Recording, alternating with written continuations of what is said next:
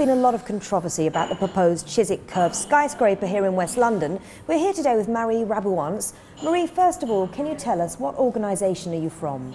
Well, I'm chairman of the West Chiswick Gunnersbury Society, and here we are in the pilot, which is about dead centre of our territory. For those viewers who don't know much about the proposed Chiswick Curve, can you tell us a bit more about the background? It's a very small, constrained site right next to the Chiswick roundabout. And the proposal for the Chiswick Curve was a massive 32-storey building, several towers connected together, to have over 330 flats. So last night at the London Borough of Hounslow, it was a planning committee meeting. What was the decision made about the Chiswick Curve? Well, the outcome, I'm very pleased to say, was a unanimous refusal, both for the building and for the adverts, because they were two separate applications, and it had many issues related to it. But one of the ones, and where there was very strong recommendations as to why it should be refused, related to the heritage. Because we are extremely lucky in the Borough of Hounslow and in its neighbours. If you think about it, we have an amazing amount of heritage assets, and they really are assets. And if you like, that's my overriding objective, is that as a borough we should base what we do on our heritage, making the best use of it. And last night I really felt it was a very positive feeling.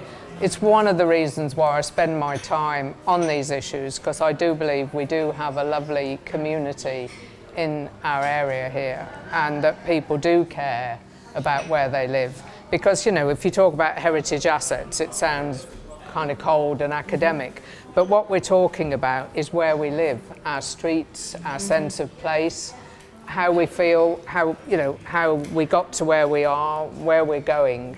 This is really what heritage is about. And one of the things we, and I say we, very broadly, the resident groups in Hounslow, we would like to be working with the council. They have said, and it's in the local plan, that they want to produce a heritage strategy for the borough. And it's something, you know, we've offered our help, because collectively, and here I should refer to what is known as G15+, which is a broad sort of consortium umbrella for, well, now over 20, perhaps 25, 26 resident groups in the Borough of Hounslow, who all share ideas and try and interact in a very constructive and helpful way with the council. And there are many things we want to do, but one of them is to develop this heritage strategy. Marie, are you concerned though that the developers will actually come back with a new set of plans and try and get around it that way?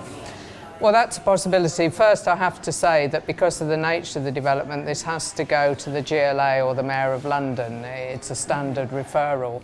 So he could come back with another development. And what I think he'll probably be waiting for, and what this all relates to, is the so-called Great West Corridor Plan. And this is something that the council is looking at. It's what they call a partial review of the local plan, looking at the Great West Corridor.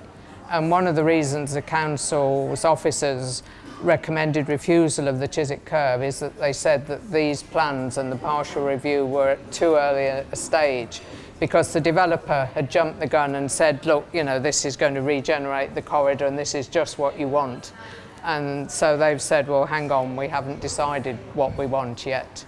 But I'm sure this is not the last story, and there will be more.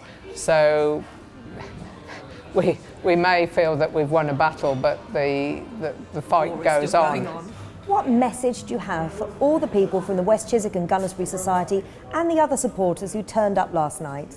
Well done, thank you, and keep up the good work. We need to stand together.